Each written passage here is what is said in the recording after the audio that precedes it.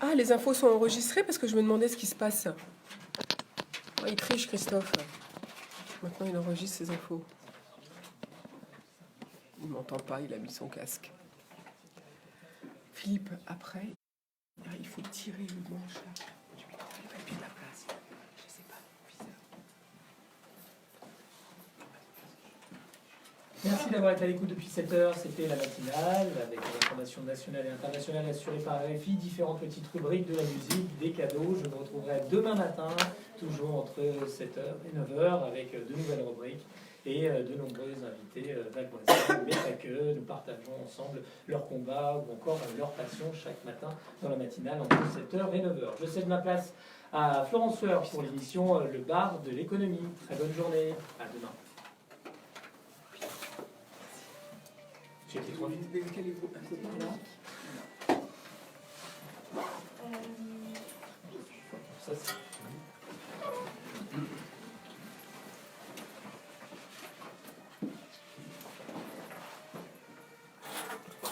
C'est bon, vous ouvrez nos micros parce que là c'est bon, là faut qu'on y aille. Bonjour Christophe, ça va? Bienvenue. Allez, on y Je va. vous fais signe. Bonjour à toutes, bonjour à tous. Nous voici pour 90 minutes d'infos animées aujourd'hui aussi avec nos invités du jour que j'accueille tout de suite. Thibaut Couturier, bonjour. Bonjour. Vous œuvrez au sein de l'association Habitat et Humanisme qui agit depuis 32 ans en faveur du logement et de l'insertion des personnes en difficulté. Et vous êtes président de Finansol, une association de loi 1901 créée en 1995 dont l'objet est la promotion de la solidarité dans l'épargne et la finance. D'ailleurs, en ce moment, cette semaine, c'est la semaine de la finance solidaire. Alors le mouvement Habitat et Humanisme, si on peut dire ça comme ça, est vaste car il comprend des associations d'habitat et humanisme, des agences immobilières à vocation sociale, la foncière d'habitat humanisme, la pierre angulaire et la fondation Habitat et Humanisme sous l'égide de l'Institut de France et puis aussi Entreprendre pour humaniser la dépendance, donc beaucoup d'actions par votre mouvement. Alors c'est de l'aide que vous donnez et vous accompagnez des familles et des seniors et vous regroupez à peu près 4000 bénévoles. Nous parlerons donc ensemble des projets à Enghien-les-Bains, à Franconville, à Lyon ou encore à Argenteuil si on a le temps. Et puis on peut dire aussi, on peut annoncer une nouvelle augmentation de capital de la foncière Habitat et Humanisme qui est ouverte à tous depuis le 17 septembre 2018. Voilà, on en parlera également. Nous parlerons aussi, si vous voulez bien, de la finance solidaire. Qu'est-ce que c'est? Car tout le monde ne sait peut-être pas ce que ça veut dire.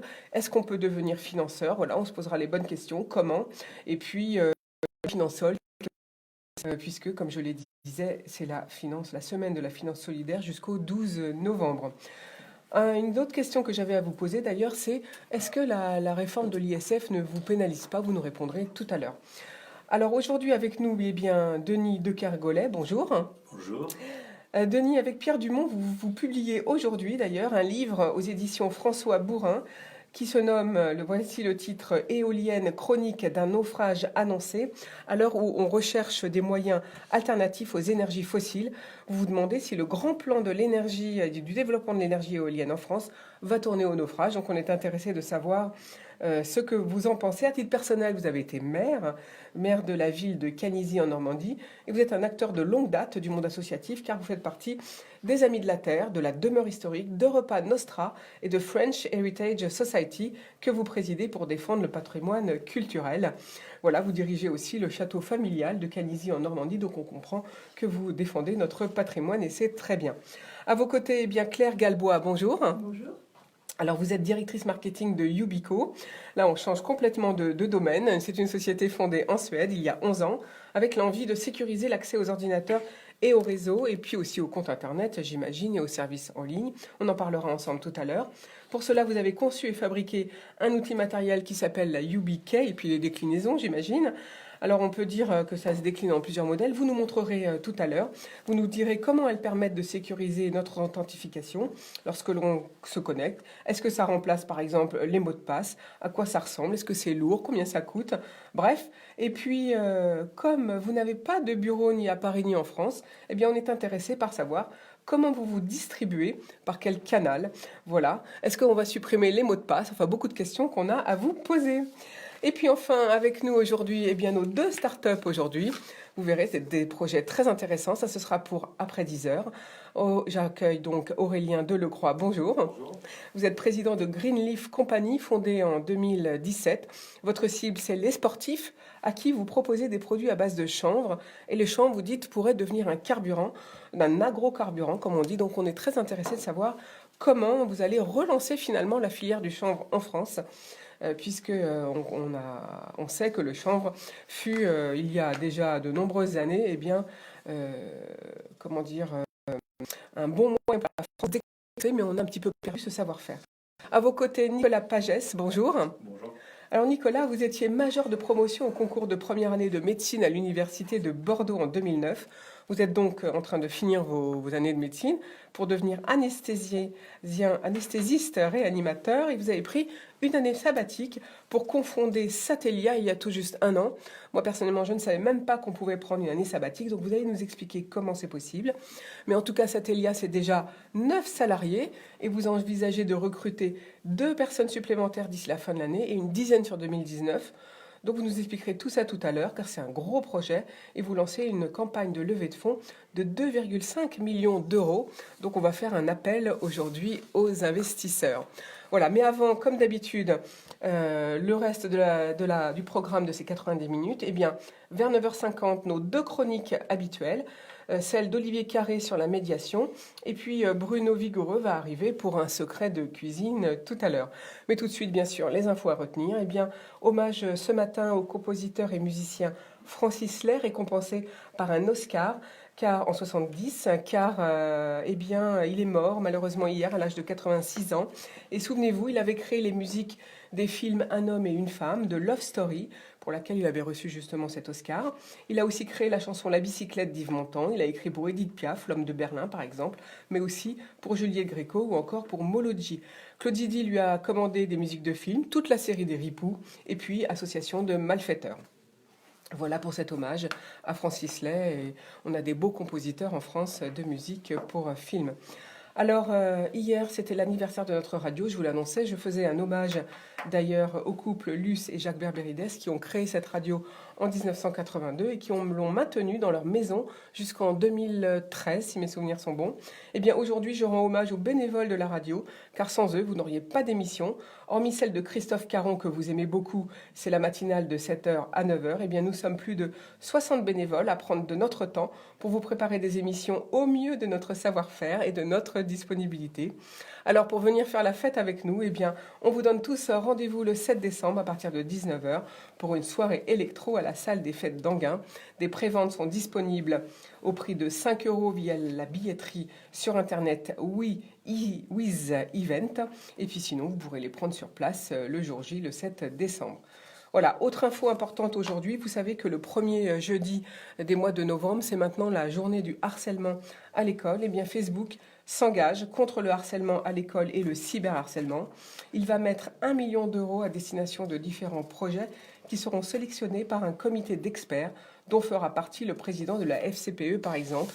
Donc si vous êtes porteur de projet ou d'un projet, eh bien, pour lutter contre le harcèlement à l'école ou le cyberharcèlement, eh bien, contactez Facebook. Le comité d'experts examinera chaque projet qui seront ensuite financés par cette plateforme. Alors qui fait partie du comité ? Eh bien, il y a Raymond Artis, je vous le disais, le président de la FCPE, la Fédération des parents d'élèves. Il y a Frédéric Potier, le délégué interministériel à la lutte contre le racisme, l'antisémitisme et la haine. Et puis il y a Yanis Roder, professeur d'histoire-géographie à Saint-Denis, un pédopsychiatre spécialisé des adolescents, c'est Pierre Huer.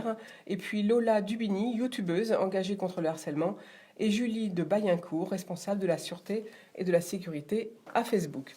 Et voilà, et Laurent Soli a annoncé aujourd'hui, Laurent Soli c'est le vice-président France et Europe du Sud de Facebook, qu'il va enfin déclarer les revenus de Facebook en 2018 en France. Donc ça c'est plutôt une bonne nouvelle pour l'État français, ça veut dire que les impôts de la société seront payés en France. Autre info aujourd'hui, excusez-moi, avant-dernière info du jour, c'est la coopération entre les Hauts-de-Seine et le Bénin. Hier, nous rendions hommage aux Africains venus combattre pour défendre la France pendant la guerre 14-18. Et bien aujourd'hui, 8 novembre, Patrick Devedjian, président du département des Hauts-de-Seine, et Luc Setonji, Atropo, président de la communauté des communes de Zou, signeront une convention de coopération décentralisée donc au département des Hauts-de-Seine.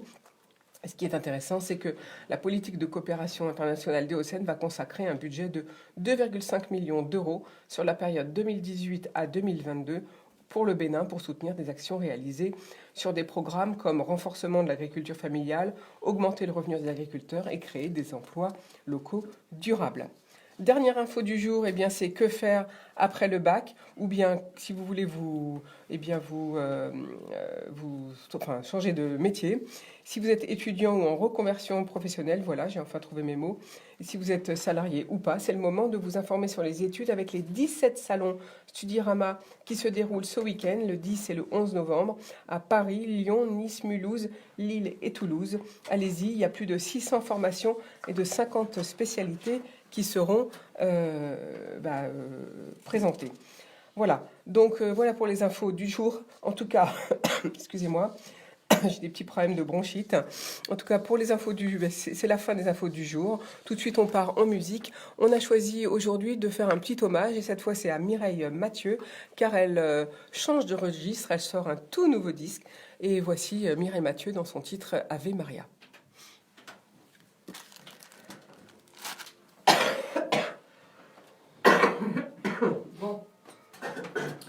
Bon, c'est comme hier, pourtant, j'essaye de me soigner, mais bon, ça c'est pour lundi. Alors, on ne met plus les musiques en studio, parce qu'on est embêté avec les droits d'auteur et tout ça. Donc, comme on retransmet via Facebook et que c'est pas les mêmes droits d'auteur que ce qu'on paye nous, enfin, on en paye, mais c'est pas les mêmes, donc du coup, voilà. Donc ça sera pour lundi. On l'entend quand même. Pardon ? On l'entend quand même. Vous entendez un petit peu, mais les auditeurs sur Facebook ne l'entendent plus. Oui. C'est ça que je veux dire. C'est effectivement, elle a muté là. Alors, si vous voulez après récupérer la vidéo Facebook, vous pouvez, de votre ordinateur. Tout comme on pourra vous donner le podcast de l'émission, mais il faudra me le demander. Il faudra me le demander par mail après.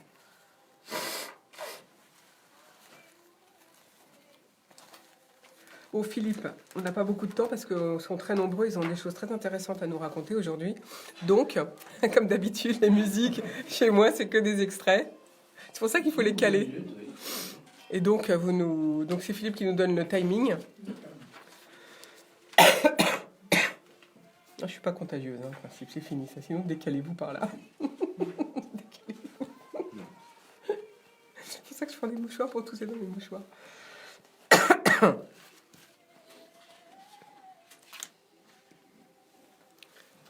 Alors, Paco, vous vous êtes entraîné à lire en souriant, à haute voix. En souriant, je me suis entraîné avec la météo. Il faut vous entraîner beaucoup, parce que la semaine prochaine, il faut reprendre les bonnes habitudes. Lundi, on n'a pas autant d'habitudes, donc ça va aller, vous allez pouvoir faire vos infos. Mais il faut reprendre. On y va. 2 minutes. Bon, alors nous revoici de retour au bar de l'économie. Excusez-moi, j'ai des cannes de toux, c'est la bronchite. Et oui, vous savez tous ce que c'est, je pense qu'on a tous dû avoir ça au moins une fois dans sa vie. Eh bien, le premier invité du jour, c'est Thibaut Couturier. Donc Thibaut, vous œuvrez au sein de l'association Habitat et Humanisme, qui agit depuis 32 ans. Quelles sont les missions principales en ce moment qu'on vous demande à Habitat et Humanisme et les projets phares, comme je disais en introduction? On va parler donc de ce qui est en train de se faire à Enghien, à Franconville, à Lyon, si vous voulez. Enfin, on a quand même beaucoup de choses à dire. Merci bien. Le habitat et humanisme, il y a 2 mots qui sont importants, habitat et humanisme. Et le mot humanisme est aussi important, sinon plus que habitat. Il faut savoir qu'en France, dans ce qu'on appelle le logement social, le parc social, vous avez moins de 30% des familles qui sont accueillies dans ce parc, qui sont sous le seuil de la pauvreté. Donc nous intervenons un petit peu au niveau de ces personnes, puisque 80% des familles que nous hébergeons sont sous le seuil de la pauvreté. Mais nous ne nous contentons pas de loger les gens, nous les accompagnons parce que notre objectif, c'est que les gens soient réinsérés. C'est ça qui est très intéressant dans votre démarche. Il n'y a pas que l'accession à un logement, c'est l'accompagnement qui prime. Tout à fait. Vous le disiez tout à l'heure qu'on avait 4000 bénévoles. La plupart de ces bénévoles sont impliqués dans l'accompagnement des familles. L'accompagnement des familles se fait largement par des bénévoles, un peu partout en France. Nous sommes présents dans 55 associations et nous sommes présents dans 80 départements. Alors en général dans les zones tendues, puisque les problèmes de logement existent dans les zones tendues. On intervient parfois dans les zones moins tendues, mais c'est un peu par exception. Voilà. Donc notre objectif, c'est qu'une famille, à horizon 2 ans, parfois un peu plus, ça dépend, mais en général à horizon 2 ans, puisse se réinsérer et accéder justement au parc social classique, les HLM, etc. C'est-à-dire qu'on remet en selle, si vous voulez, des familles. Alors très souvent sur les familles monoparentales. On a aussi bien sûr des gens qui sont parfois été un peu cassés par la vie, qui eux mettront plus de temps à revenir, je dirais, dans la vie, la société normale, entre guillemets. Ça, c'est nouveau peut-être, parce qu'on ne voyait pas ce... Enfin, est-ce que c'est plus fréquent? Est-ce qu'il y a des changements dans l'évolution des demandes? Je ne veux pas rentrer trop dans le logement social, c'est assez complexe, mais nous avons plusieurs types de logements. Vous avez les logements qui sont, on va reparler tout à l'heure d'Anguin ou de Franconville-Sart, ce sont des appartements ou des maisons qui sont à l'intérieur des villes, situées en général au centre-ville, parce que réinsérer des gens, ça veut dire pas les mettre à 30 km des centres-villes avec des problèmes de transport, des problèmes de commerce, etc. Donc tous les gens que nous les logeons en centre-ville, près des écoles, etc. Bon, ça c'est un point important. Mais ce qu'on appelle le diffus, c'est-à-dire grosso modo des appartements à droite, à gauche, une maison, un petit immeuble, etc. Mais il y a également des choses que nous construisons qui sont les pensions de famille. Alors, les pensions de famille, ça peut paraître complètement ringard. On se dit, voilà, on pense à... On ne pensait pas que ça existait encore, en fait, c'est ça Voilà. surtout. On pense à Balzac, etc. Bon, on pense à l'Angleterre, qui faisait beaucoup Et ça. les pensions de famille, il faut savoir que ça se développe en France. Et que les pouvoirs publics poussent au développement de ces pensions de famille. Parce que là, on peut héberger et accompagner des gens qui sont vraiment cassés par la vie. C'est des anciens SDF, des gens qui ont des problèmes psychiatriques parfois. Enfin, toute situation un peu extrême. Et là, on a à peu près dans nos statistiques, à peu près 3/3 de gens. Vous avez des gens qui reviendront, mais pas au bout de 2 ans, ça peut être au bout de 3, 4, 5 ans. Et puis, vous avez 1/3 de personnes qui resteront en pension de famille Toute leur vie. Toute leur vie, et que bien sûr, nous accompagnons. Alors tout ça, géré par des bénévoles, avec parfois 1 ou 2 salariés pour l'encadrement, pour la direction. Alors, où est-ce qu'il y a des pensions de famille en ce moment, gérées par Habitat et Humanisme? En famille, j'en ai pas en tête dans le Val d'Oise, mais il y en a un peu partout en France. On a une quarantaine de pensions de famille, si je ne dis pas de bêtises. Voilà, et on en construit chaque année. Voilà. Et donc, c'est géré comment, une pension de famille? Alors, c'est géré, Habitat Humanisme, si vous voulez, gère des logements. Donc, c'est notre fonction. Donc, ces pensions de famille sont gérées par chaque association locale. Vous avez les 2 grandes associations qu'on a, sont les associations de Lyon et d'Île-de-France, qui sont les plus grosses.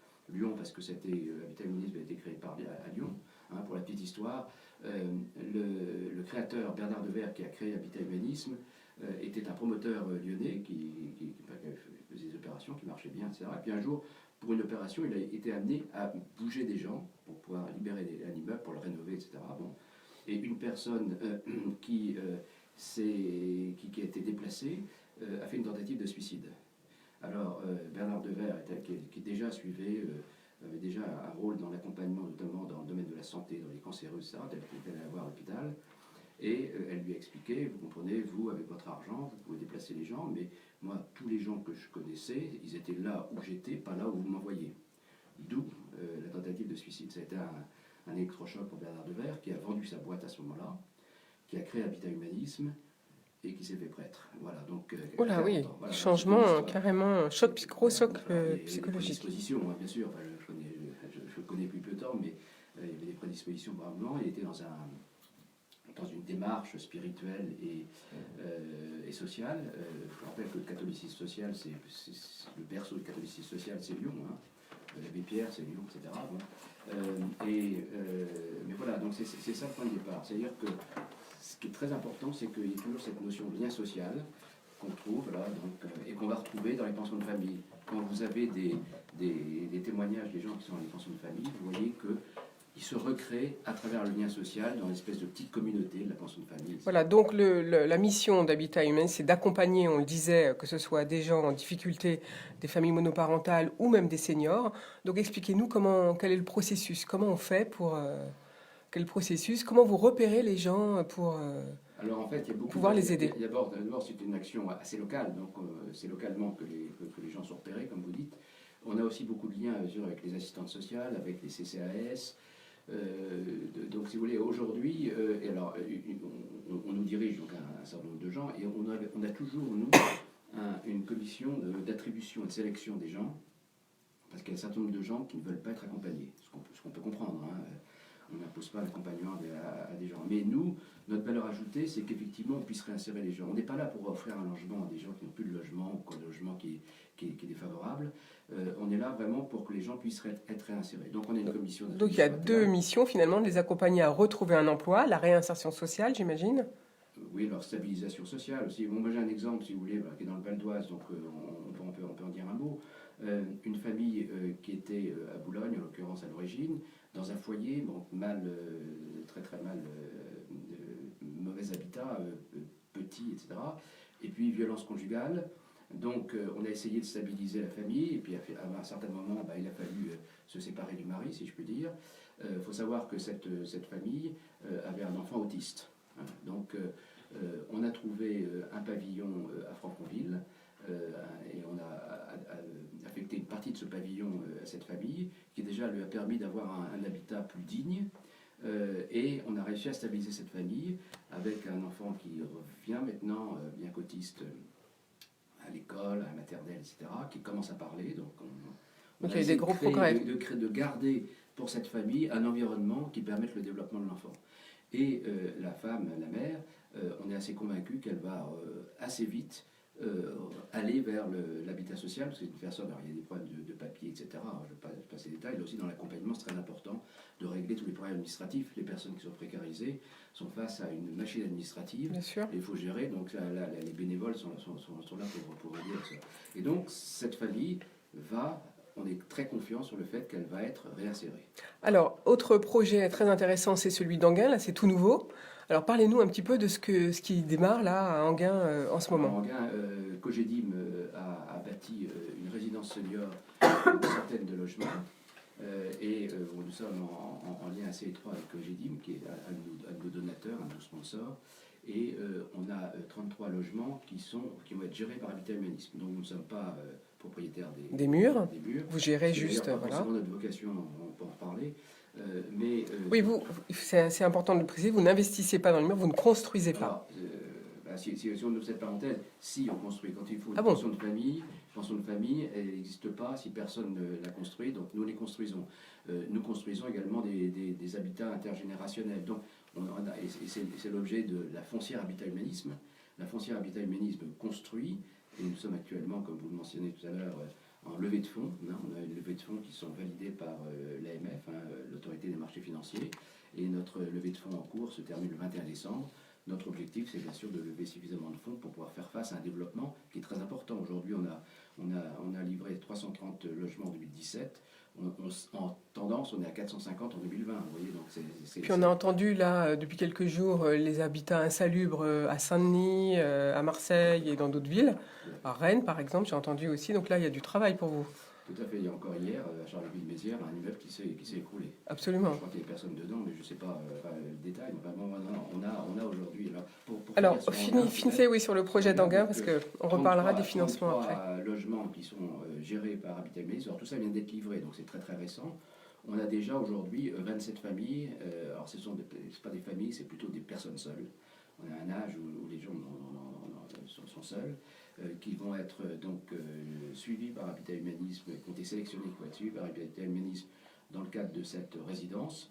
Sur ces, on a à peu près 40% des gens qui sont des gens qui ont des problèmes sociaux. Ces problèmes sociaux, c'est parfois des problèmes de revenus, simplement. Donc là, alors je ne vais pas vous rentrer dans le détail de la complexité des systèmes de loyer en France. Il y a le PLAI, vous avez entendu parler de ça. Le PLAI, c'est pour les gens qui sont effectivement en difficulté sociale, qui ont des problèmes pour financer leur loyer. Bon, on a à peu près 40% des gens qu'on a sélectionnés qui sont dans ce cas-là. Puis après, vous avez d'autres niveaux, une sorte de gradation. Voilà, il y a toute une catégorie, voilà, tout est gradué. Et puis... nous allons faire appel à des bénévoles dès que tout ça va être, c'est-à-dire d'ici la fin de l'année, faire appel à des bénévoles, donc dans le Val d'Oise, ici à Anguin. Donc vous recherchez des nouveaux bénévoles pour accompagner ces familles. On en cherche entre 5 et 10 bénévoles, plutôt 5 que 10 d'ailleurs. Enfin, bon, voilà. Alors quelle est la mission du bénévole? Qu'est-ce que vous lui demandez? L'accompagnement, il n'est pas... Il prend combien de temps? Normalement, on forme les bénévoles. On a une école de formation des bénévoles, c'est-à-dire que ne peut pas être bénévole comme ça, à accompagnement. Du jour au lendemain.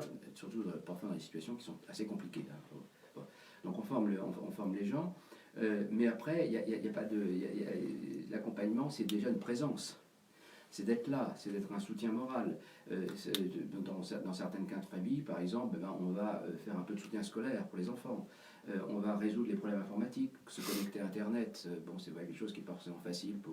Il faut avoir non seulement le matériel, mais effectivement comprendre comment ça marche, etc. Oui, surtout si vous avez un public de démarches administratives, on en parlait tout à l'heure, etc. Ça peut être aussi simplement, on a des bénévoles bricoleurs. Hein, on a parmi nos bénévoles des bricoleurs. Bon, vous avez des problèmes d'ampoule à remplacer, donc ça c'est pas trop difficile, mais parfois les familles ne le font pas.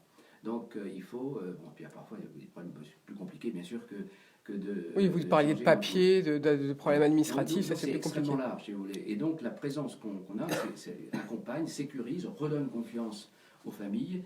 Et c'est ça l'objectif qui nous permet de retrouver après le chemin. Voilà, donc si vous êtes bénévole donc sur le Val d'Oise et en Gain-les-Bains en particulier, là, il faut contacter Habitat et Humanisme. On va rappeler votre adresse mail peut-être, ou de site internet, comment on fait pour contacter Habitat ? Site internet, habitahumanisme.com, je suppose, en tout cas c'est facile à trouver. Ou .org peut-être, oui. Ça c'est facile à trouver, effectivement. Et là, on peut postuler en tant que bénévole. Après, il y a aussi un site pour Habitat Humanisme Île-de-France. Hein, on a plusieurs. On a la fédération, moi je suis au niveau de la fédération, hein, mais au niveau de l'Île-de-France, il y a aussi un site. Et on peut postuler comme bénévole sur ce site. Ok, alors deuxième sujet du jour. Merci Thibaut Couturier. Je rappelle que vous êtes vice-président aussi de Finansol. Et c'est le deuxième sujet que je voulais aborder aujourd'hui parce qu'on est dans la semaine solidaire, de la finance solidaire. Donc qu'est-ce que ça veut dire ? Qu'est-ce que c'est ? Qui peut devenir financeur ? Comment ? Alors parlez-nous un petit peu aussi du label. Voilà, et puis quels sont les montants que vous recherchez en ce moment ? Alors, d'abord, je ne suis pas président de Finansol, je vous remercie de m'avoir... Vice-président, pardon. Vice-président, donc si le président m'entend, ça... voilà, bon, c'est pas... Non, alors, il faut savoir que Finansol, je suis quand même dans une sphère qui est une sphère assez homogène, puisque Habitat Humanisme est un des membres fondateurs de Finansol. Voilà. Alors, Finansol, c'est une organisation qui est forcément moins connue qu'Habitat Humanisme, même si Habitat Humanisme pourrait être plus connu, mais parce qu'elle travaille moins sur le terrain. C'est une organisation que je qualifierais de professionnelle, qui est un collectif des acteurs de la finance solidaire. Alors, on a des grandes banques, on a des entreprises sociales, on a des fonds d'investissement, etc. Et puis, alors, tout ça fonctionne ensemble, et l'idée, c'est de développer la finance solidaire. La finance solidaire, c'est quelque chose qui marche pas mal quand on regarde les taux de progression, puisque c'est 20 ou 25% de croissance par an. Mais c'est à l'arrivée 0,22%, je crois, de l'épargne des Français. Donc c'est quand même une goutte d'eau dans un océan. L'épargne des Français, c'est je ne sais pas combien de centaines de milliards. Mais nous, alors, on représente 11 milliards. Mais c'est vrai qu'on a une croissance régulière, forte, etc. Donc qui est plutôt encourageante. Mais notre objectif serait d'arriver quand même à 1% de l'épargne des Français. Alors pour financer quoi ? Par exemple, reprenons l'exemple d'Habitat Humanisme. Par exemple, la foncière Habitat Humanisme dont on parlait, donc qui construit, qui rénove des logements, a besoin de fonds. L'immobilier, ça coûte de l'argent. Il y a le problème du foncier, il y a le problème de la construction, le problème de l'entretien, etc. Donc ça, c'est une foncière. Donc Habitat Humanisme a été très innovant dans ce domaine puisqu'elle a créé la première foncière solidaire il y a 30 ans, un peu plus de 30 ans. Et cette foncière solidaire est alimentée par des actionnaires. Donc là, on est dans de l'investissement, hein, c'est pas du don, c'est de l'investissement, des actionnaires qui apportent de l'argent, qui pourront récupérer leur mise à terme. Bon, bien sûr, il n'y a pas de dividende, on est dans la finance solidaire, il n'y a pas de dividende. Voilà, c'est ça la question que je voulais vous poser. Donc il n'y a pas de dividende, mais on récupère sa mise, on est garanti de récupérer sa mise. On ne pas la liquidité, parce que la liquidité, jusqu'à présent, il n'y a jamais eu de problème pour récupérer... On a un engagement de meilleurs efforts pour trouver une solution dans les 3 mois. Mais jusqu'à présent, ça fonctionne bien. On a un fonds de liquidité qui n'a jamais servi. D'accord. Cela dit, vous savez, tout peut évoluer et l'immobilier, par construction, c'est pas liquide. Hein, donc on ne peut pas non plus... voilà. Mais globalement, il n'y a aucun problème de liquidité. Il n'y en a jamais eu, en tout cas jusqu'à présent.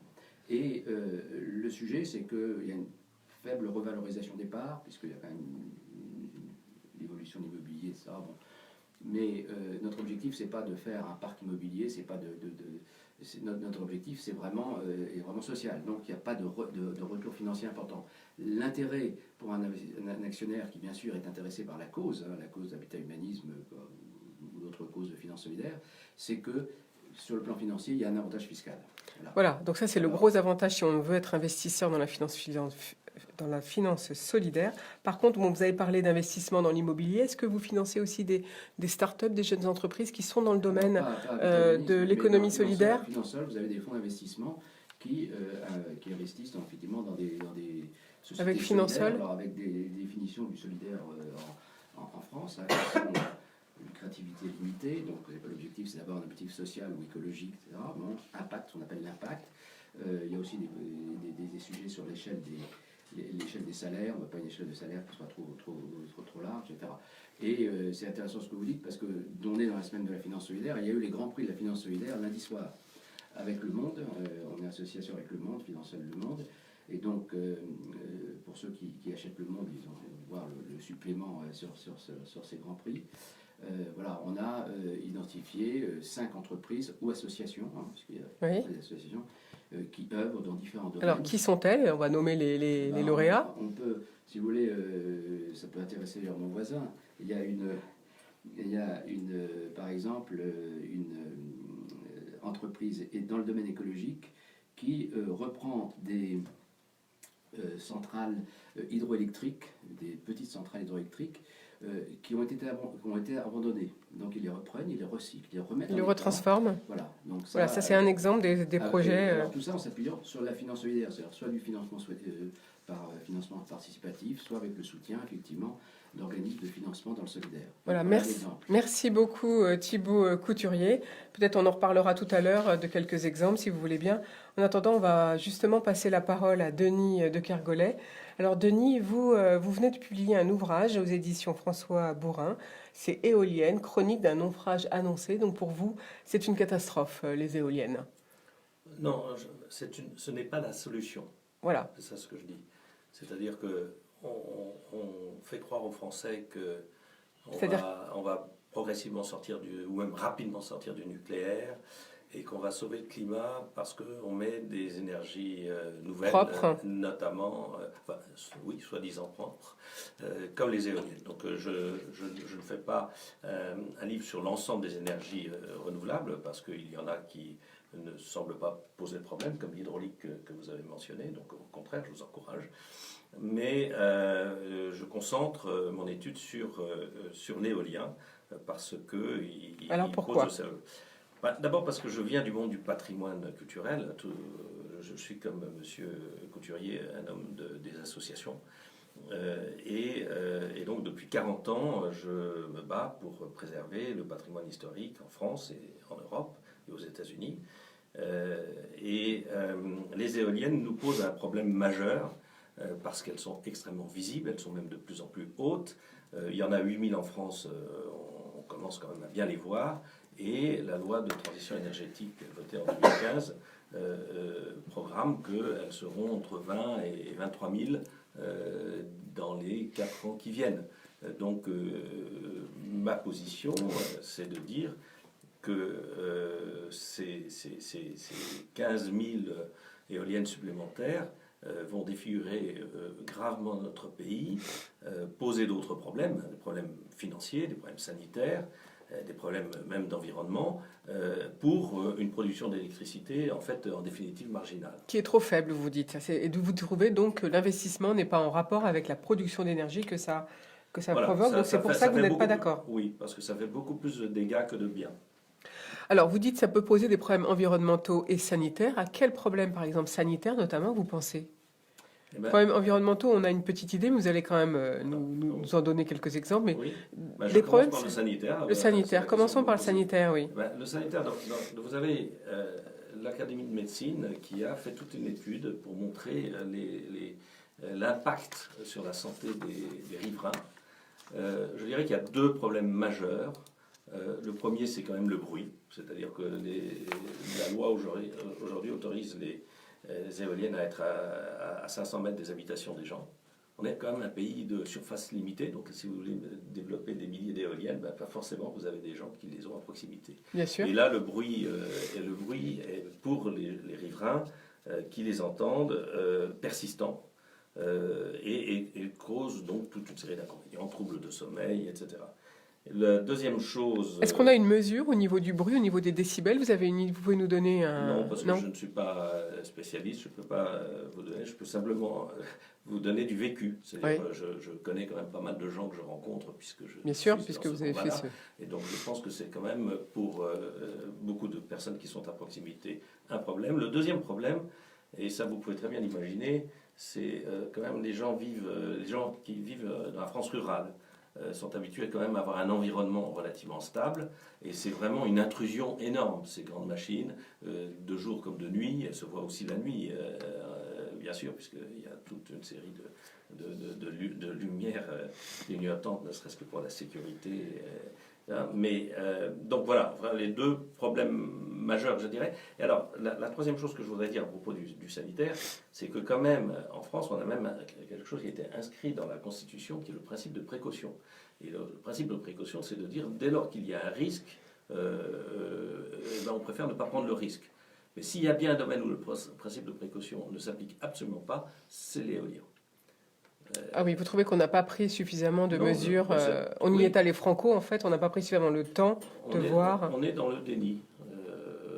Mais simplement, je rappelle que dans le passé, on a connu toute une série, le tabac, le sang contaminé. Enfin, il y a eu dans le passé des scandales de santé publique qui étaient niés jusqu'au jour où ça il y en a beaucoup, oui, puis il y en a encore maintenant, là, c'est ça, c'est sûr. Non, mais voilà, donc aujourd'hui, c'est un problème qui est occulté.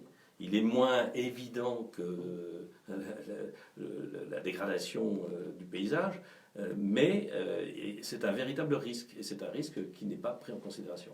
Et je voudrais vous revenir aussi sur votre deuxième question, qui est l'environnement. Oui. Il faut quand même savoir que ces grosses machines, elles ont des socles en béton considérables, chacune, pour soutenir ces machines qui, aujourd'hui... Oui, parce que ça monte très haut. Je vous précise que les éoliennes d'aujourd'hui que l'on construit, pales comprises, font 200 mètres de haut. Donc elles arrivent pratiquement à chacune de ces éoliennes que l'on est en train de mettre maintenant, sont les 2/3 de la Tour Eiffel. Donc elles sont encore plus hautes qu'avant, finalement. Elles sont plus hautes qu'avant, et donc du coup, comme elles sont plus hautes, elles peuvent capter le vent mieux, et par conséquent, on peut en mettre encore plus. Et puis il faut des motorisations plus grosses, j'imagine, comme elles sont plus, d'abord, plus puissantes. En occupation de terrain, ne serait-ce que tous les raccords que vous devez faire pour ces éoliennes, on consomme de plus en plus de terrain, et de terrain qui ne sera plus réutilisable pour l'agriculture, parce qu'une fois qu'une éolienne, ça dure 20 ans.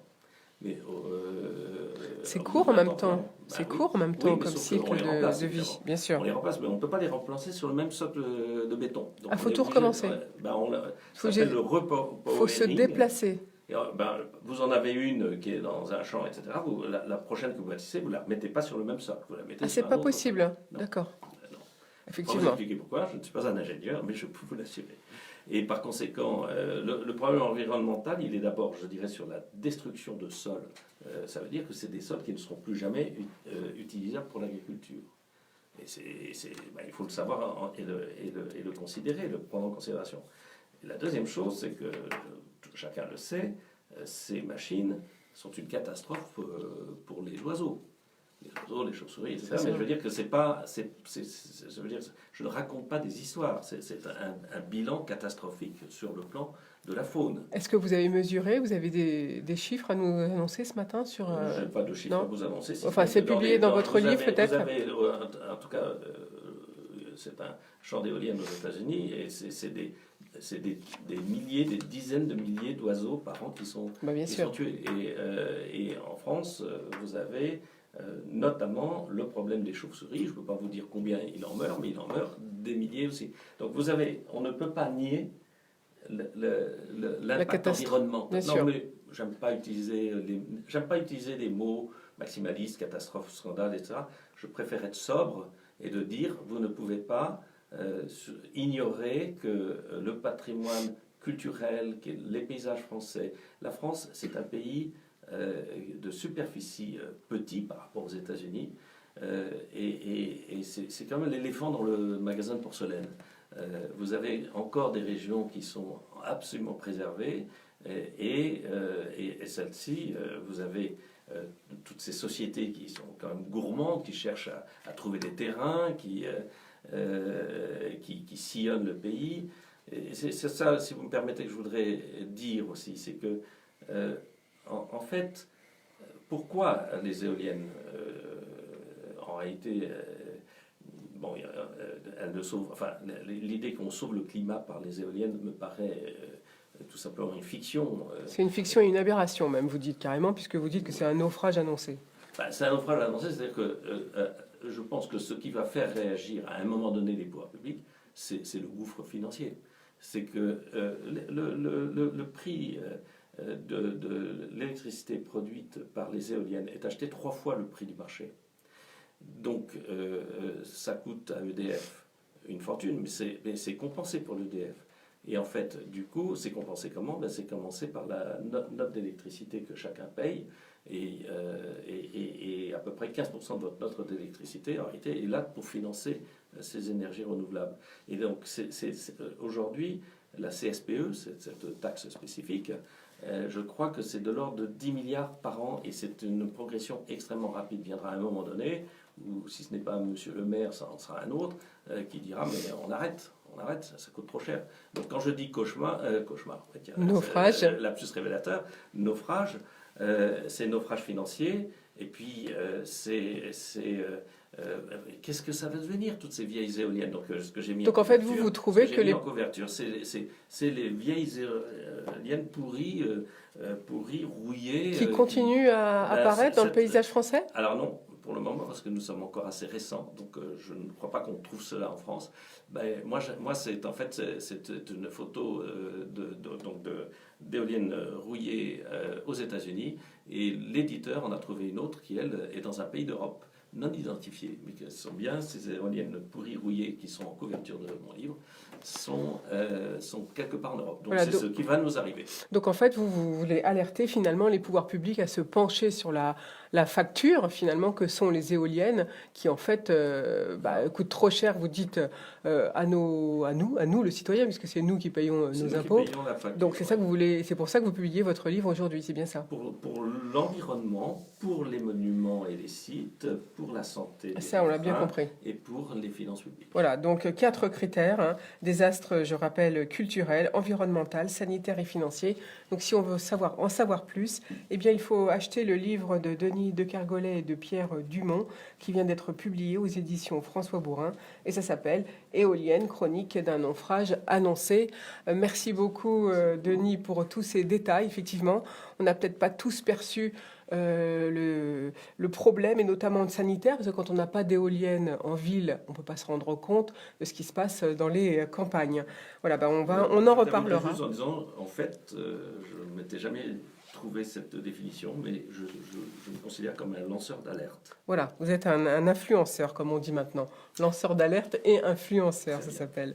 On va faire une toute petite pause musicale, et puis on revient tout de suite après au bar de l'économie. Il y aura des échanges à la fin. Pardon? Non, c'est maintenant, vous pouvez, si vous voulez échanger. J'essaie de vous faire signe, mais... J'ai pas vu. Non, Vous voulez parler? Non, je voulais juste poser une question, du oui. coup. Je vous repasse la parole après. Ok, ça marche. Il n'y a pas de problème. Alors oui, tu poses la question maintenant ou non, en antenne ou comment? À l'antenne. À l'antenne, c'est mieux. À l'antenne, il va vous poser... C'est quoi la question? Dites-lui déjà, quand même, qu'il sache. On connaît effectivement, notamment au niveau environnemental, vous n'en avez pas parlé, mais c'est les batteries, la cause, parce qu'il faut stocker l'énergie en fait des éoliennes. Mais du coup, ma question c'est si on ne peut pas s'assurer sur l'éolienne, quelle serait la solution, sachant que le nucléaire, lui aussi, a un coût caché qui est énorme, qui est celui des démontages des centrales à terme et celui du stockage des déchets nucléaires. Voilà. Je ne sais pas si ça te convient comme question. Mais ça me convient tout à fait. Est-ce qu'il y en a d'autres qui ont des questions à poser? Non? Moi, c'est sur le recyclage des anciennes éoliennes. Tout à l'heure, je parlais du recyclage. Ok, allons-y. Comment dire, centrales hydroélectriques, la petite. Mais je ne sais pas si c'est possible. Peut-être qu'on a pris la mesure du recyclage chez nous, je ne sais pas. Et les Oh là là là là là là, ça va être dur, éoliennes donc. qui vont être construites en pleine mer, elles vont se détériorer à une vitesse. Bah, peut-être qu'on va... Non, je présume qu'elles ont une durée de vie probablement analogue, simplement bien. très très cher. On a du retard. Très, très cher. Et puis moi je trouve qu'il Ah y oui, a quelque attends. chose qui n'est Est-ce qu'ils pas veulent poser du des tout pris questions en considération, c'est l'impact sur la faune. Qu'est-ce qu'il y a?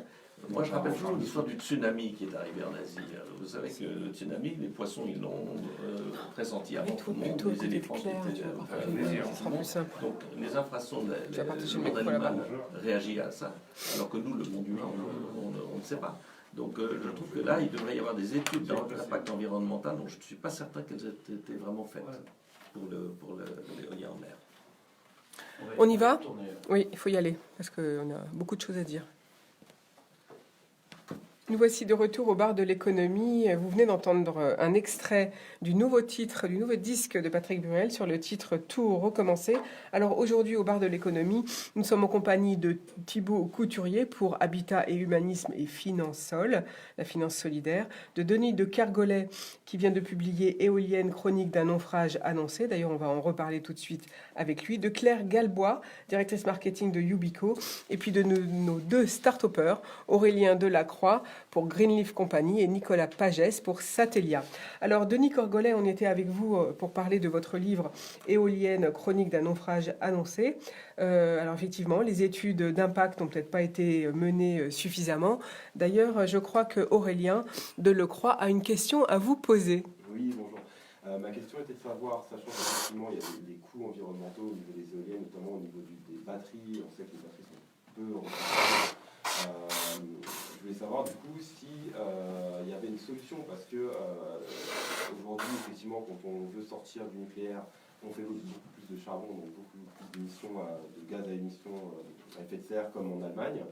Mais du coup, si on se passe de l'éolien, il y a encore moins cette possibilité de sortir du nucléaire qui lui aussi a des coûts cachés, puisque le démontage des centrales coûte très excessivement cher, mais aussi le stockage des déchets nucléaires qui lui est très problématique.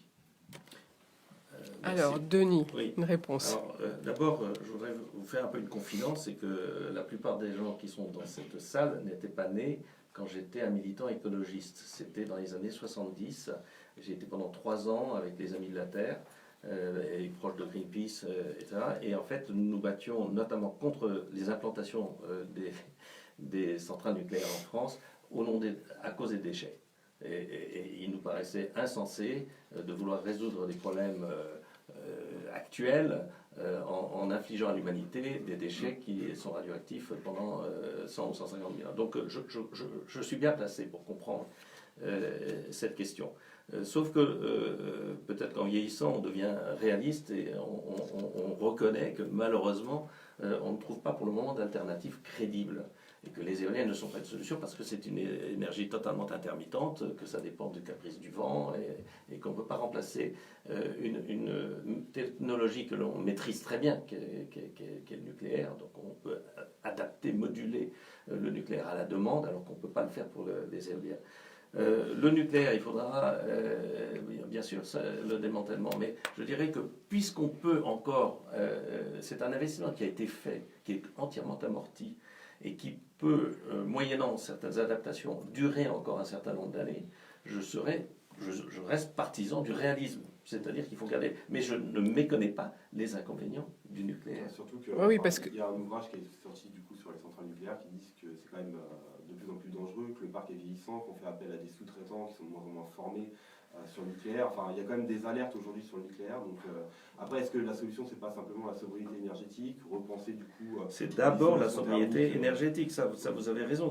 C'est d'ailleurs un des thèmes du bouquin, c'est de dire d'abord occupons-nous des transports, de l'habitat, mettons de l'argent là-dedans, de façon à ce qu'il y ait beaucoup moins d'émissions de gaz à effet de serre. Et puis, on peut pas, de toute façon, on ne peut pas casser nos industries d'un seul coup. Regardez le choix de l'Allemagne, c'est une catastrophe environnementale.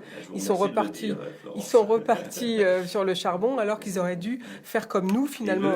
On crie haro sur le nucléaire, mais on en a besoin et puis en plus c'est propre le nucléaire. C'est ça l'avantage. C'est propre sur le plan climatique. Voilà. Que là où je trouve qu'il y a un gros mensonge qui circule, c'est de dire sauvons le climat mettons des éoliennes à la place du nucléaire. Mais non, c'est pas le débat. Bon, mais bon, on pourrait en reparler. Peut-être on fera un autre débat là-dessus. Denis de Kergolay, vous reviendrez avec nous à ce moment-là, parce qu'il faut quand même que tout le monde puisse s'exprimer au bar de l'économie. On va tout de suite passer, on va changer de sujet. En tout cas, je rappelle votre livre, qu'apparemment ça suscite les passions et les débats. C'est Éolienne, chronique d'un naufrage annoncé aux éditions François Bourin. Merci beaucoup, Denis de Kergolay. Alors, Claire Galbois, on change complètement de sujet. Vous êtes la marketing de Yubico. Alors, Yubico, donc, c'est pour sécuriser notre accès aux ordinateurs et à tout ce qu'on peut faire via Internet. Alors vous, c'est sous forme de clés. Donc, est-ce que ça supprime les mots de passe, par exemple? Expliquez-nous un peu comment ça fonctionne. Montrez-nous à quoi ressemble cette clé de YubiKey, donc justement. Oui, alors bonjour. Yubico, c'est une société suédoise qui a inventé une petite clé qui permet effectivement de sécuriser les accès à toutes les applications en ligne et également à tous vos systèmes informatiques. Alors l'idée, c'est que en tant qu'utilisateur d'un système en ligne, par exemple, de vos comptes, de toutes les applications que vous pouvez utiliser comme Facebook, Dropbox, Gmail, etc. Donc tous les réseaux sociaux. Voilà, des réseaux sociaux, des applications qui vous permettent d'envoyer vos emails, que ce soit dans le monde de l'entreprise ou bien en tant que particulier. Vous avez l'opportunité de sécuriser vos accès avec une petite clé. Donc c'est une clé physique qui ressemble à une clé USB et qui permet d'être insérée dans votre ordinateur ou bien touchée contre votre téléphone. Et ce que vous allez faire, en fait, en tant qu'utilisateur... Parce qu'on ne peut pas la mettre sur un téléphone, il n'y a pas de port USB sur un téléphone. Elle a une antenne NFC. Donc elle a une antenne intégrée. Voilà, une antenne NFC qui fait qu'elle est reconnue également par les smartphones.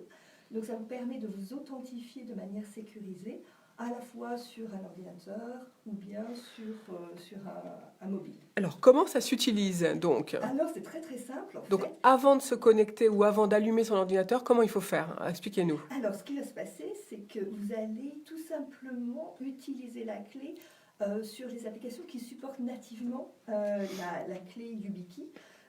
Donc, par exemple, si je vous donne un exemple, sur vos comptes email, il suffit tout simplement, lorsque vous allez vous authentifier avec votre nom d'usage et puis votre mot de passe, de rajouter la clé au moment de l'authentification dans votre ordinateur. Et la clé va en fait clignoter. Et vous allez toucher la clé pour confirmer votre présence humaine. Donc en fait, il y a une sécurité supplémentaire avec notre empreinte digitale finalement. Alors, ce n'est pas une empreinte digitale, c'est seulement un toucher. C'est pour confirmer la présence de l'utilisateur. Donc, la façon dont ça fonctionne, c'est que ça permet une authentification forte et sans vouloir entrer dans la technicité de la solution, ça permet effectivement de confirmer que c'est la personne autorisée à ce compte, qui possède donc la clé YubiKey qui a été liée à ce compte, qui va s'authentifier parce que la personne possède la clé, la met dans l'ordinateur ou bien la touche contre son smartphone et confirme l'authentification en touchant la clé. Donc il y a deux actions. Alors, combien ça coûte ces clés? Parce qu'il y a plusieurs modèles, j'imagine. Oui, alors c'est assez abordable. Ça commence à $20 l'unité, donc sur à peu près 20 euros, oui. Voilà, plus ou moins 20 euros, tout à fait, qui sont disponibles en France de toute façon sur notre site internet, donc sur yubico.com. Oui, parce que justement, vous n'avez pas de bureau en France. Alors, comment vendez-vous? Par quel bien on peut acheter ces clés? Alors, vous êtes donc avec quel réseau, quel canal? Alors, en tant que particulier, vous pouvez acheter les clés sur yubico.com. Sur votre site internet? Sur Amazon ou sur d'autres plateformes. Donc vous vendez exclusivement par le web, par des réseaux internet, ou bien vous êtes aussi en magasin? Oui, mais nous travaillons également avec un distributeur en France. Donc pour les entreprises qui ont un besoin de sécuriser les accès à tous leurs employés ou bien à leurs prestataires, par exemple, ce que vous allez pouvoir faire, c'est travailler avec notre distributeur qui est basé à Paris, qui s'appelle Infinigate France. Donc nous avons cette présence à travers... Voilà, vous avez pris un distributeur français finalement. Tout à fait. Alors donc le prix des clés, revenons au prix parce que c'est important. Tout à fait. Alors ça commence à $20, pardon. Et donc ça c'est la clé qui va vous permettre de protéger tous vos accès en ligne.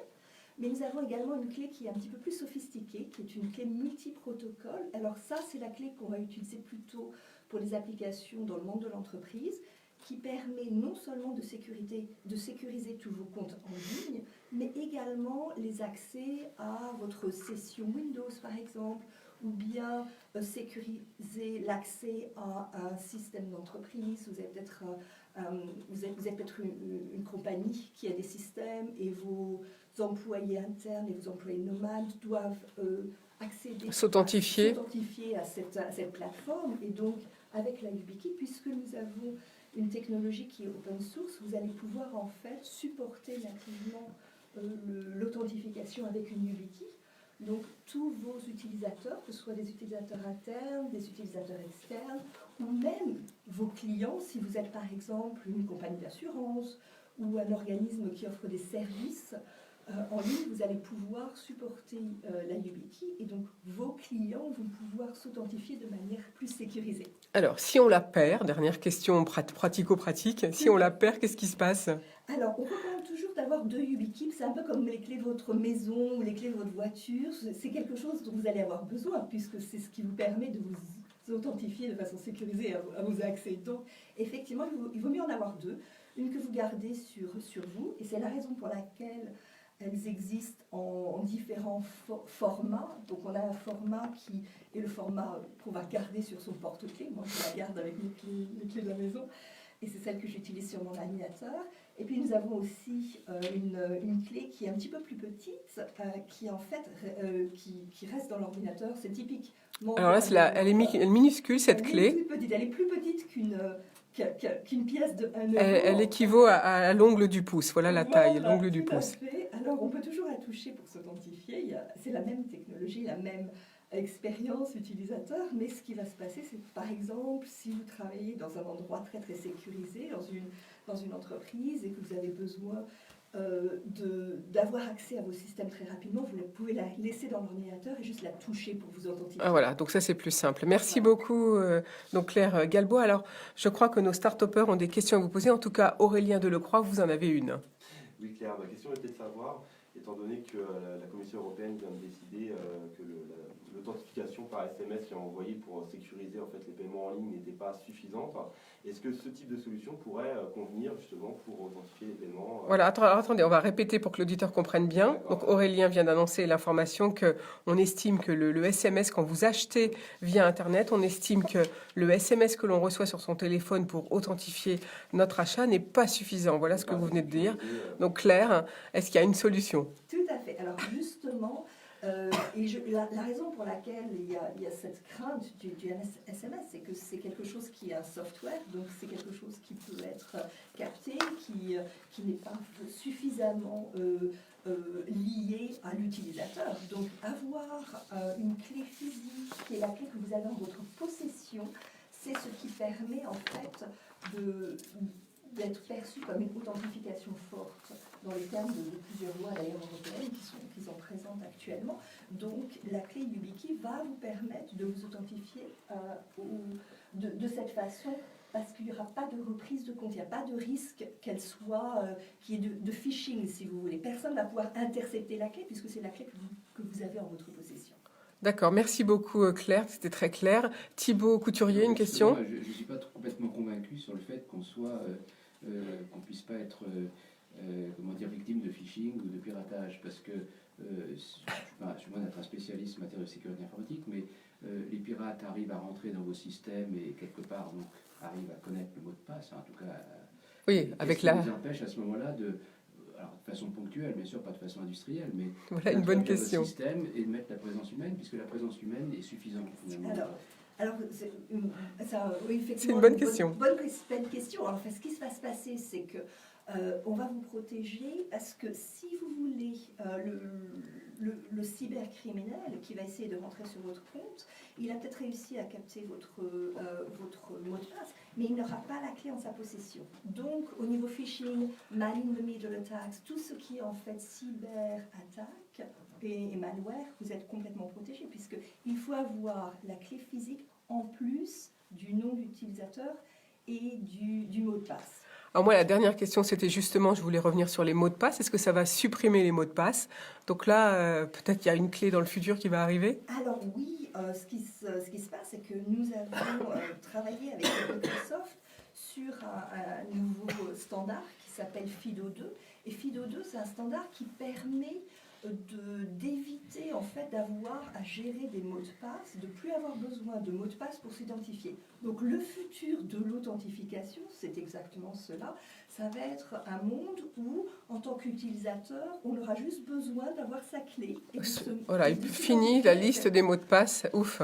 Merci Claire, vous reviendrez pour nous annoncer quand cette clé sera disponible. On va quand même rappeler Claire, on va rappeler où est-ce qu'on peut obtenir cette clé, ces clés. Donc le nom du site et puis le nom du distributeur pour les entreprises. Tout à fait. Alors la clé Yubico, donc qui s'appelle une YubiKey, c'est disponible sur yubico.com, c'est yubico.com, et notre distributeur en France, c'est Infinigate France. Oui, parce que je pense qu'il y a beaucoup d'entreprises qui seront intéressées par ce nouveau produit. Merci beaucoup, Claire Galbois.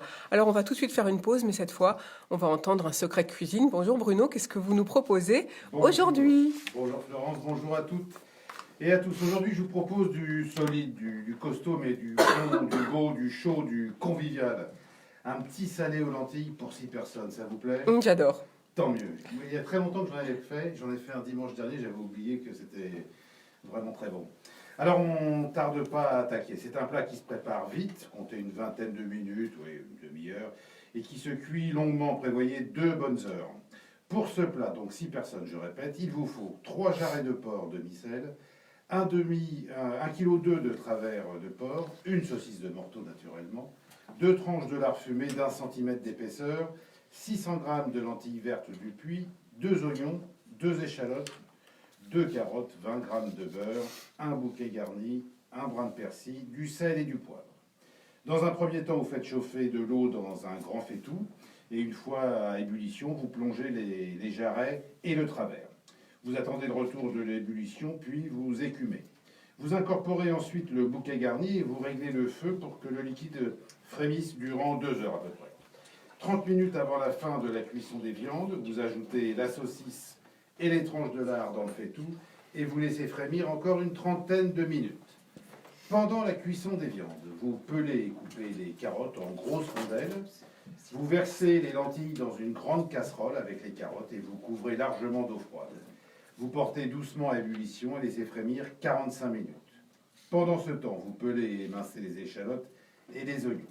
Enfin, vous égouttez les viandes et les lentilles et vous réservez une louche du bouillon de cuisson des viandes. Dans une grande cocotte, vous faites fondre les oignons et les échalotes avec le beurre, puis vous versez les lentilles et salez et poivrez. Vous posez les viandes sur les lentilles, vous en profitez pour découper le travers en morceaux et vous mouillez avec la louche de bouillon. Vous couvrez, vous laissez mijoter une quinzaine de minutes. Vous parsemez 2 persils ciselés et vous pouvez amener la cocotte toute fumante sur la table. C'est un pur bonheur tout simple. Régalez-vous, bon appétit et à très bientôt. Merci Bruno. Alors avec ça, on est paré pour plein d'énergie. Et puis, déjà, nos invités se lèchent les babines. Non, un petit brouillis avec, ça irait. Ah, le petit vin qui va bien avec, c'est le brouillis pour vous. Modération. D'accord, merci beaucoup Bruno pour passer. C'est pour passer un bon moment. Philippe, c'est notre technicien. Allez, tout de suite, on part avec nos start-upers du jour. Et tout d'abord, Aurélien Delecroix, je rappelle que vous êtes président de Greenleaf, que vous avez créé il y a 10 ans. Dont il y a 1 an, pardon. Votre cible, c'est les sportifs, mais surtout, vous voulez remettre en route la culture du chanvre. Alors, parlez-nous un peu du chanvre en France. Okay, très bien. Alors, tout d'abord, le chanvre, en fait, il faut savoir que c'est une plante rustique qui se cultive très bien, qui est écologique. Donc, il n'y a pas besoin de produits phytosanitaires, pas besoin d'irrigation, qui restructure les sols. Donc, c'est une excellente tête de pivot de culture pour les agriculteurs. Et surtout qui fait partie de notre terroir, puisqu'en fait, nos ancêtres, les Gaulois, l'utilisaient déjà il y a 2000 ans de ça. Donc, ils s'en servaient notamment pour conserver, avec la fleur de chanvre, ils conservaient leur vin. On en a retrouvé en fait dans des poteries. Et il y a de cela une centaine d'années, on en a cultivé jusqu'à 200 000 hectares. On utilisait notamment la tige. En fait, on utilise toutes les parties du chanvre. Donc la tige, on s'en servait notamment pour le textile, mais aussi pour faire les voiles des bateaux, les cordages. Et donc c'est vraiment une plante qui nous a permis d'aller à la conquête du monde, rien que ça. Rien que ça, effectivement. Après, il y a eu une perte effectivement de la culture du chanvre. Pourquoi ? Eh bien parce que il y a un amalgame déjà qui a été fait avec le cannabis récréatif. Il faut savoir que le chanvre, en fait, c'est la traduction du terme latin cannabis, hein, mais que dans le cannabis, dans cette espèce-là, il y a différentes typologies de variétés, et que le chanvre, en fait, désigne communément les variétés dites à fibres, qui ne sont pas psychotropes, au contraire du cannabis récréatif. Et à cause de cet amalgame-là, qui correspondait aussi à une volonté de faire diminuer la production de chanvre pour laisser place à des industries qui sont malheureusement plus polluantes, comme la pétrochimie ou l'industrie forestière, puisque tout ce qu'on peut faire en fait aujourd'hui avec du pétrole, on peut le faire avec du chanvre, il faut le savoir. Et notamment, on peut en faire effectivement un agrocarburant. Henry Ford, en 1941, avait sorti une voiture qui s'appelait la Hemp Bodycar et qui fonctionnait au méthanol de chanvre, mais dont la structure également était composée de chanvre. Mais vous n'allez pas aller jusqu'à faire de l'agrocarburant, si c'est un de vos projets ? Alors, c'est pas vraiment notre projet, simplement parce qu'on valorise le chanvre dans son ensemble, mais nous, on veut le faire déjà partager au plus grand public et montrer que le chanvre, c'est déjà un outil, un allié bien-être. On est sur la radio du bien-être, si je ne me trompe pas. Donc, effectivement, moi, je l'ai redécouvert, en fait, en cherchant une protéine végétale qui soit bonne pour ma santé, puisque je suis sportif et je voulais me remettre au sport, ce que chacun a pris comme bonne résolution, je pense, un jour ou l'autre. Et donc, du coup, j'ai découvert les différentes protéines végétales, pois, riz, soja, etc. Je suis tombé sur le chanvre, ça m'a un peu surpris, parce qu'une feuille de cannabis sur un produit, c'est toujours assez surprenant. Donc là, j'ai ramené des barres énergétiques qu'on fait avec de la graine décortiquée de chanvre et de la protéine de chanvre.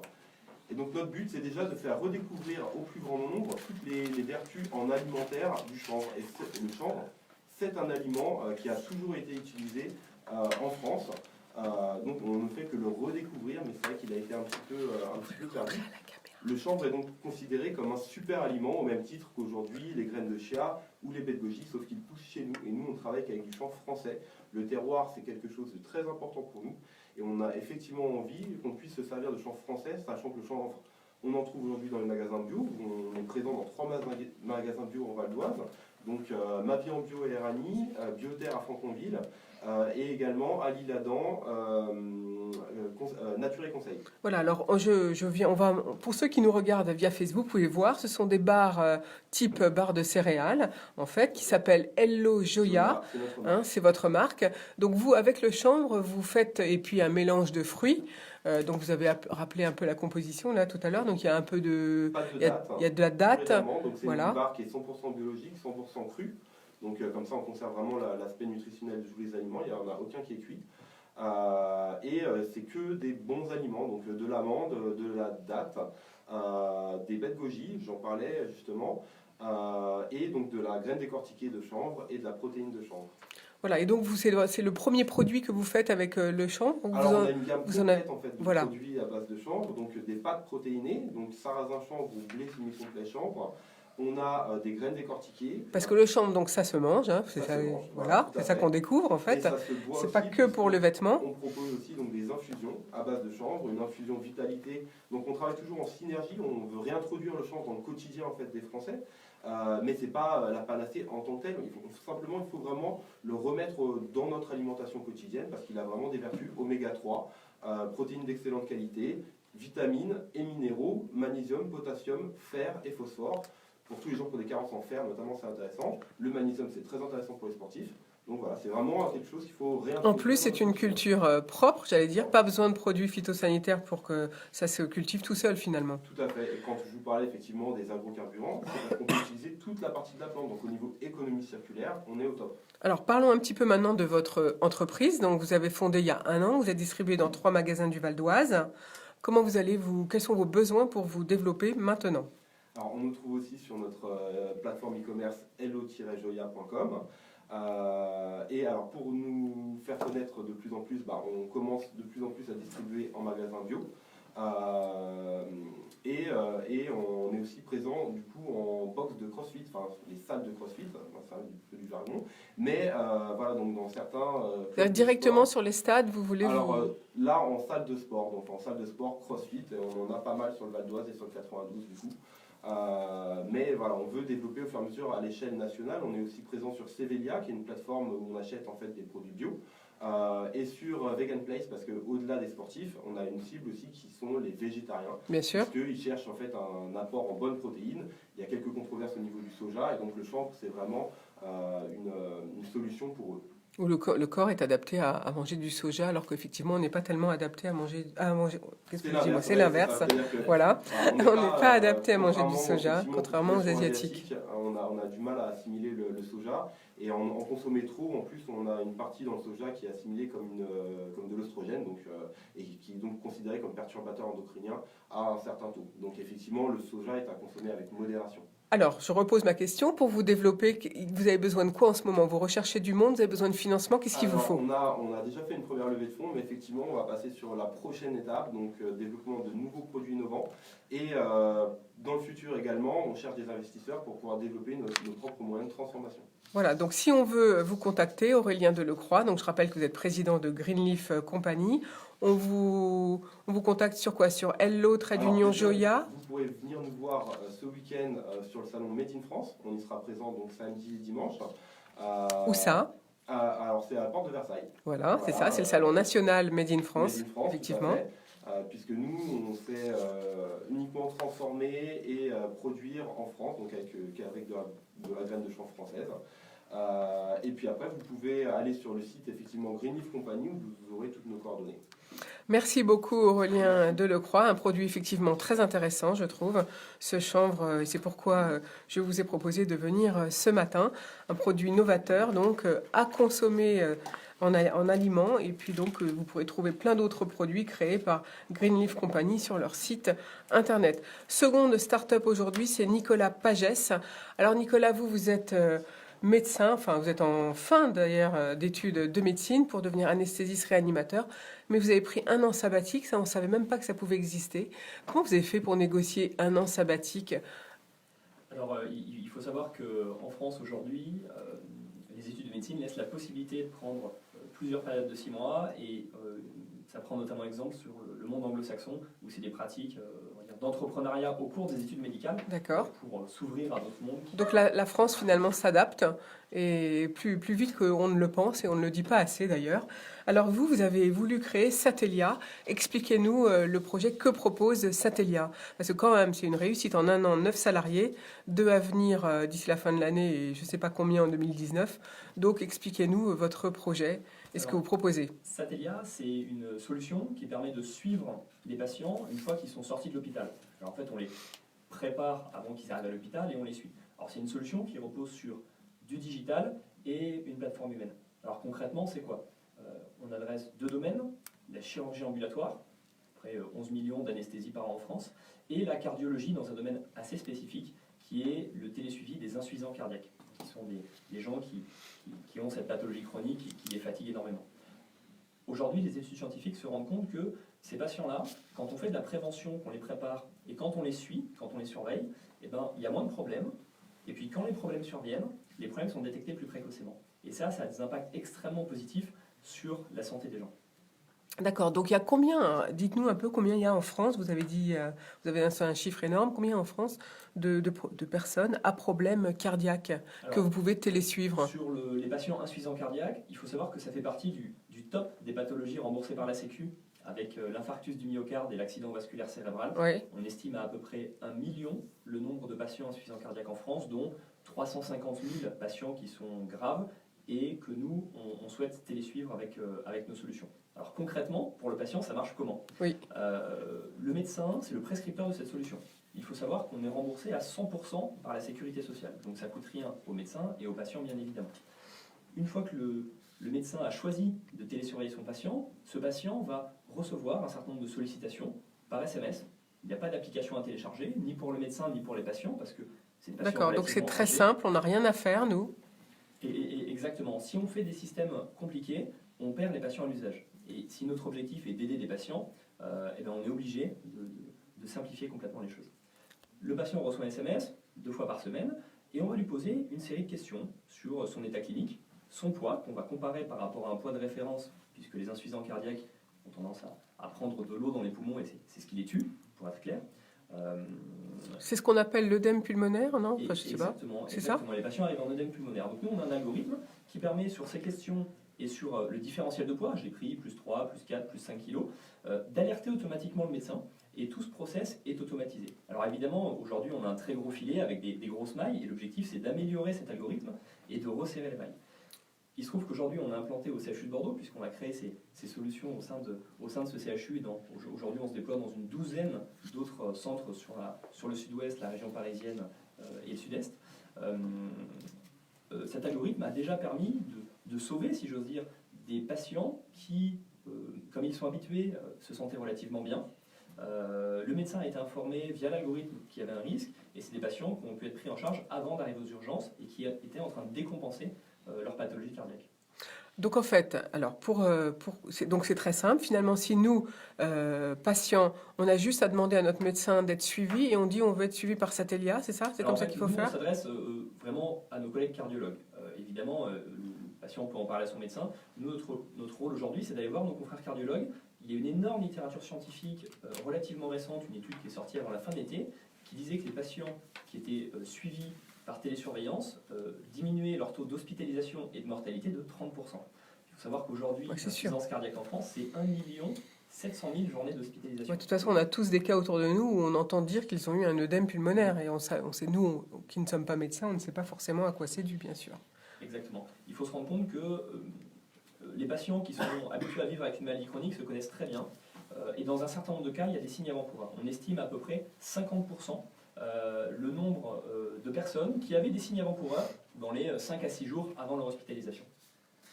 Alors, est-ce que c'est bien accueilli dans le milieu médical? Parce qu'on dit que le milieu médical n'est pas toujours ouvert à la nouveauté. Comment ça se passe, Alors, en fait, vos premiers contacts avec les cardiologues? C'est bien accueilli parce que le système est très simple. Et en fait, on se fait rappeler immédiatement à l'ordre, mais c'est pareil avec ma collègue qui fait ses clés, ça a l'air extrêmement simple son système, on se fait immédiatement rappeler à l'ordre quand c'est trop complexe.